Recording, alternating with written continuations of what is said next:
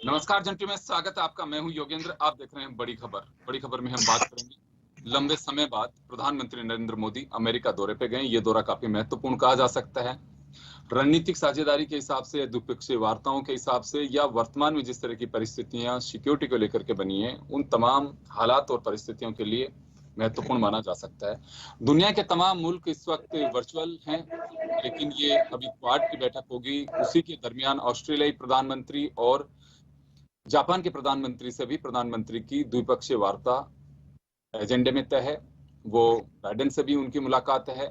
हालांकि 8 महीने में 2 बार वो वर्चुअल मिल चुके हैं। लेकिन इसी बीच एक बात निकल करके आती है कि ऑकस को लेकर के अमेरिका, यूएस, यूके और यूएस ने जो और ऑस्ट्रेलिया ने मिलकर के अभी जो नया एक रक्षा समझौता किया, उसको लेकर के फ्रांस और चाइना दोनों नाराज हैं। क्या इस बैठक पे इसका कोई असर होगा? लेकिन भारत सरकार ने अपने पत्ते जाने से पहले खोल दिए हैं कि इस बैठक से और क्वाड से उसका कोई रिश्ता नहीं है, ना कोई संबंध है। ये अलग एजेंडा है, ये अलग एजेंडा है। लेकिन क्या वास्तव में फ्रांस और चाइना की नाराजगी जायज है? और है तो फ्रांस को अलग करिए। चाइना क्या उस पथ पे चल पा रहा है? ये बड़ा सवाल है। हमारे साथ इस वक्त इस मुद्दे पर चर्चा करने के लिए करोड़ सिंह जी हमारे साथ में जुड़े हैं। विदेश मामलों के जानकार हैं। वरिष्ठ पत्रकार और समीक्षक यस गोयल साहब हमारे साथ में, भाजपा नेता मदन राठौड़ साहब हमारे साथ में, और कांग्रेस नेता सुरेश चौधरी जी हमारे साथ है। समय कम है, मैं थोड़ा शॉर्ट में आप लोगों से जानना चाहूंगा।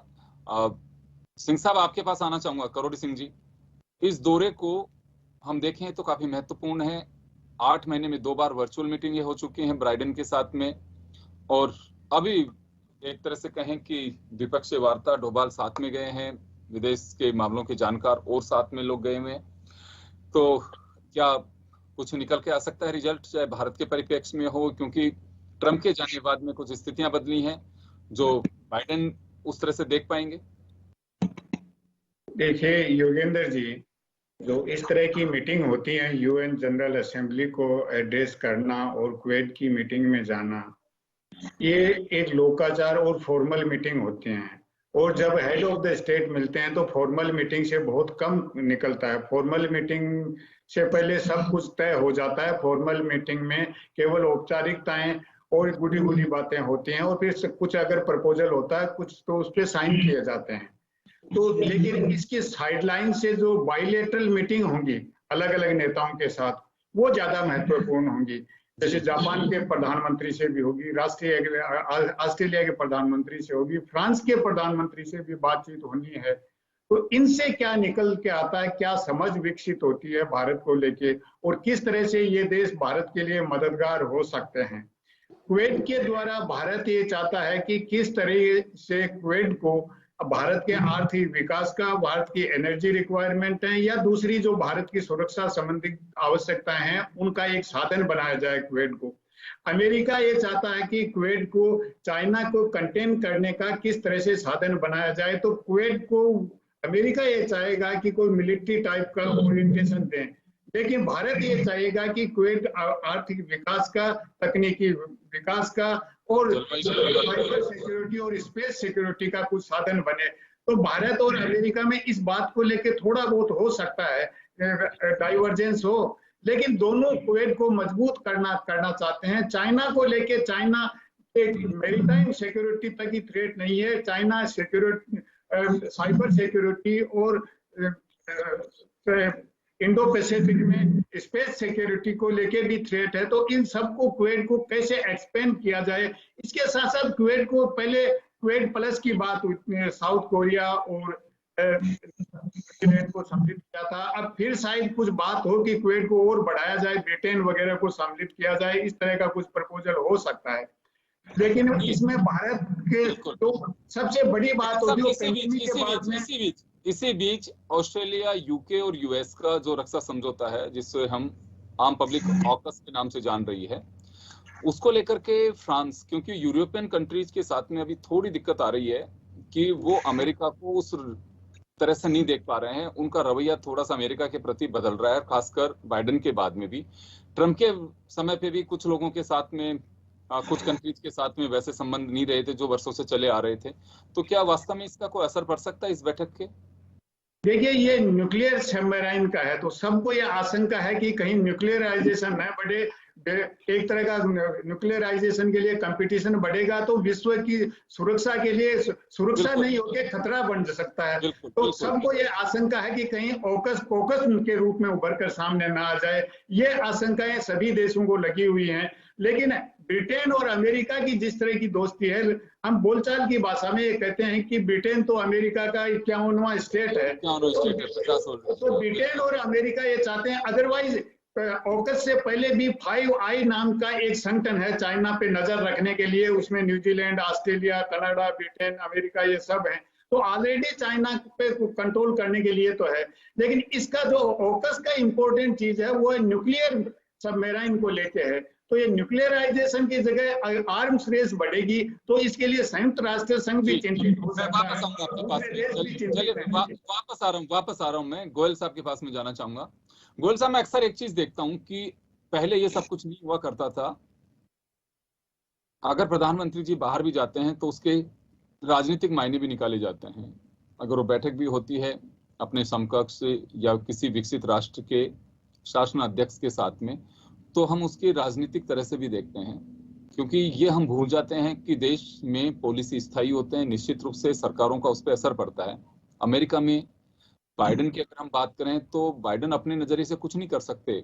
अमेरिका का हित पहले है। अमेरिका की वहां के अपने जो ब्यूरोक्रेसी है, वहां की जो एक सोच है, वो देश के प्रति होती है। तो हम इसके राजनीतिक मायने निकालना क्यों शुरू कर देते हैं? और ये अब होने लगा है बीजेपी कांग्रेस पे, कांग्रेस बीजेपी की। क्या वास्तव में पहले इस तरह की स्थितियां बन पाती थी अगर प्रधानमंत्री किसी देश के साथ में कोई समझौता करते हैं, जाते हैं तो? योगेंद्र जी, ऐसा है कि जो आप कह रहे हैं समझौते की बातें, ये अलग थोड़ा सा विषय है। पर अभी जो प्रधानमंत्री गए हैं वो अमेरिका नहीं गए हैं। He has gone to attend the UN general assembly meeting. बिल्कुल। और दूसरे असाइनमेंट नहीं है। अच्छा, इसमें जो है, जो अमेरिका ने अपना आज भी पक्ष रखा है, वो ये कह रहे हैं कि हम टेररिज्म पे, पेंडेमिक पे और जो है क्लाइमेट चेंज पे, इन चीजों को लेकर के, और एक हम आर्म का जो है सीजलेस डिप्लोमेसी हम चाहते हैं। तो उनका उद्देश्य बहुत अलग है। तालिबान और ये अफगानिस्तान के बाद अमेरिका की बहुत पॉलिसीज बदल रही हैं और ये मैटर भी यूएन जनरल असेंबली में उठेंगे। अच्छा, इंडिया का अफगानिस्तान या तालिबान को लेकर के क्या रवैया है, या पैंडेमिक के बाद चाइना के साथ क्या रिलेशन है, ये सारी चीजें इन मीटिंग्स में उभरनी चाहिए। जैसा अभी सिंह साहब कह रहे थे कि ये सब बाद में अमर्ज होंगी, किन किन पे अलग अलग बात होंगी। यहाँ पे कि यहाँ एक चीज और देखी जाती है, सिंह साहब भी इस बात को बहुत बारीकी से देख रहे हैं। ऐसी बैठक जो होती हैं, या हम कहें कि कोई ऑर्गेनाइजेशन की जो मीटिंग्स होती हैं, उसमें कहा कुछ और जाता है, यानी कि हम कहें कि कथनी और करनी दोनों में अंतर देखा जाता है। या तो लंबे समय तक उसको लिंगर ऑन कर दिया जाता है, या प्रेशर में बोल तो दिया जाता है, लेकिन अपना स्वार्थ या हित वो पहले देख के चलते हैं, खासकर विकसित राष्ट्र।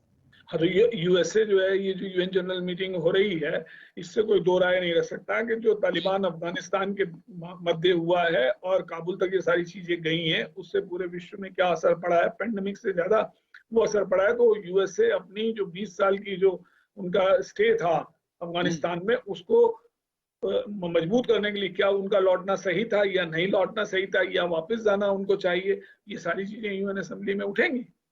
वो बहुत महत्वपूर्ण है। और जो विकसित देश हैं उनके अपने अपने अलग मुद्दे हैं, और जो एग्रीमेंट्स हैं वो मेरे को नहीं लगता इस बार, जैसे आप कह रहे हैं कि होंगे, और उसमें हिंदुस्तान की जो पक्ष विपक्ष की पार्टियां हैं वो अपनी अलग राय देंगी, वो ऐसा नहीं होगा। ये सिंपल यूएन जनरल असेंबली की मीटिंग है और उसके मुद्दे बहुत स्पष्ट हैं जो आज अखबारों में छपे हैं। आप अगर पहले कहते तो मैं पॉइंट बना बना के लाके आता। बिल्कुल, निश्चित रूप से सिंह साहब ने बहुत अच्छा कहा है और उसको अप्रिशिएट करना चाहिए हमें। बिल्कुल।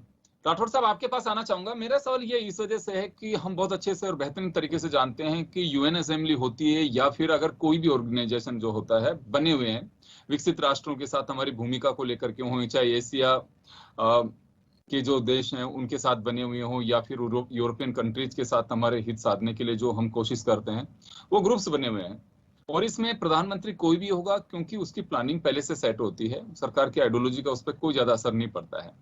लेकिन पिछले कुछ वर्षों से ये कहा जाता है कि भारत पीछे के कहाँ खड़ा होता था, कभी अवसर नहीं मिलता था बोलने का। ऐसा हुआ नहीं है, लेकिन बीजेपी इसे एक मुद्दा बना करके रखती है। देखिए, ये बात सही है, जैसा अभी गोयल साहब ने कहा या सिंह साहब ने कहा, ये बातें बिल्कुल सही है, लेकिन आज की परिस्थितियों पर भी चर्चा होगी। जैसे तालिबान आया, अफगानिस्तान की जो परिस्थितियां बनी, निश्चित रूप से आतंक को समाप्त करने की दृष्टि से निश्चित रूप से चर्चाएं की। अंतरराष्ट्रीय स्तर पर किस प्रकार से इस प्रकार की जो प्रेरणा देने का जो काम करते हैं, जो आतंक पैदा करने के लिए, जो इस प्रकार का टेरर पैदा करने के लिए जो संस्थाएं काम कर रही है, उन पर किस प्रकार से अंकुश लगाया जा सके, इन बिंदुओं पर भी निश्चित रूप से विचार किया जाएगा। जैसे ट्रंप के समय की परिस्थितियां अलग थी, बाइडेन आते ही उसने जो 30 वर्षों से जो कुछ भी ये कर रहे थे, वहां पर सेनाएं उनकी वहां पड़ी थी और अंकुश लगाए हुए थी, और वो अचानक वहां से वो खिसक गए और वहां का किस प्रकार से राष्ट्रपति भाग गया या और क्या क्या परिस्थितियां बन गई, ये भी विचार करना होगा।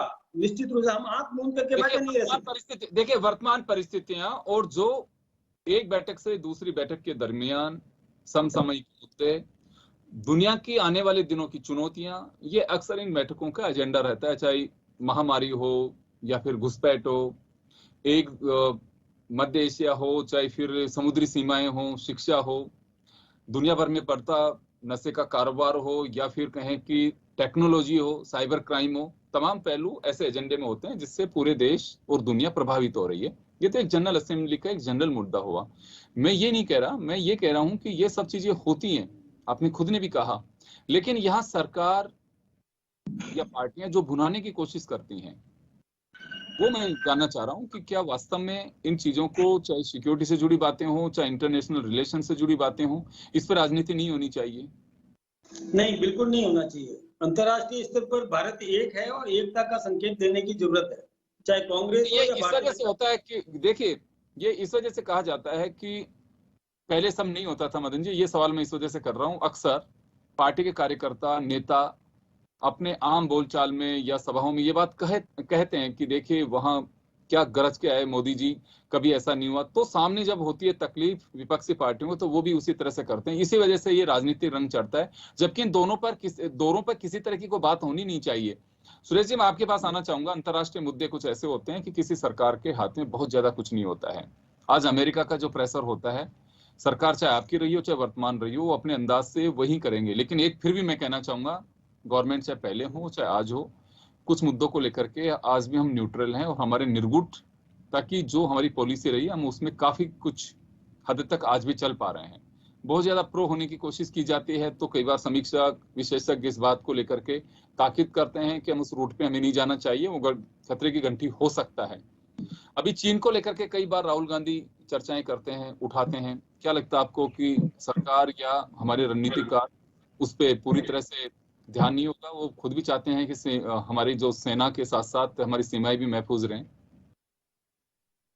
देखो योगेंद्र जी, वैसे तो मैं इस विषय में ज्यादा अनुभव नहीं रखता, लेकिन सिंह साहब की और गोयल साहब की बात सुन के मुझे कुछ मेरी जानकारी और मेरे को कुछ हासिल हुई है। मैं कहना चाहता हूँ, जैसे आपने अभी कहा राहुल गांधी जी चाइना के बारे में बोलते हैं।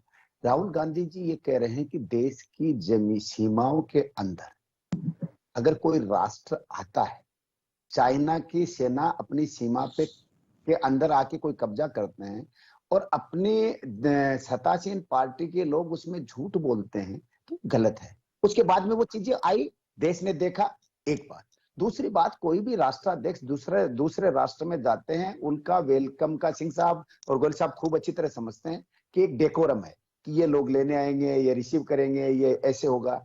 अब लेकिन एक भारतीय जनता पार्टी की जब से सरकार बनी है देश में, मोदी जी गए, रेड कारपेट बिछा, वो नेता आया, उसने एयरपोर्ट पर रिसीव किया। ये देखो राष्ट्र का सम्मान है, राष्ट्र के राष्ट्राध्यक्ष गए हैं, वो जो भी पार्टी सत्ता में थी उसका राष्ट्राध्यक्ष गया, उस राष्ट्र की वेलकम की जो भी नियम कानून कायदे हैं उससे होता आया है, पहले भी होता था, आगे भी होगा।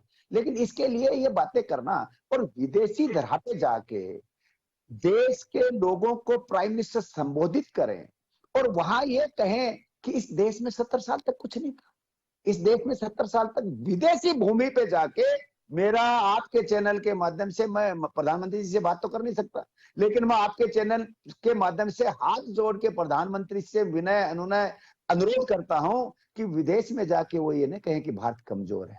और अगर कहेंगे तो अब की बात, ऐसा तो कोई कहता भी नहीं। कब कहा प्रधानमंत्री ने जाके कि भारत कमजोर है?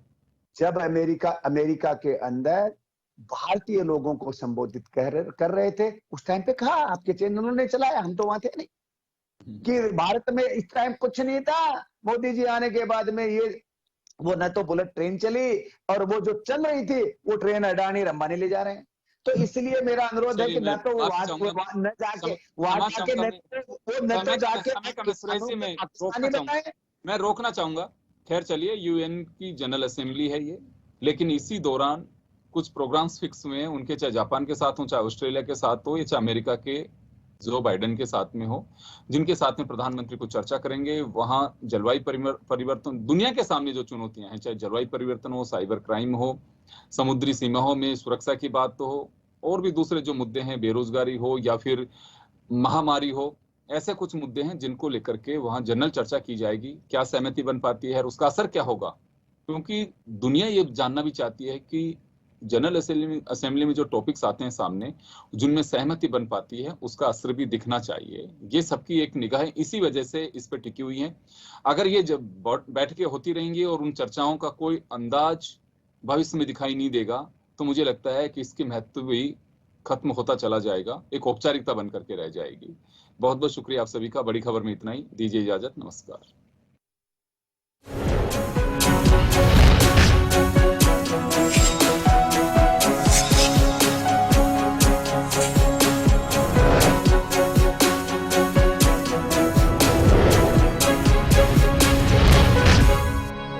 जन टीवी की लेटेस्ट अपडेट पाने के लिए हमारे चैनल को जरूर सब्सक्राइब करें और नोटिफिकेशन पाने के लिए बेल आइकॉन दबाएं।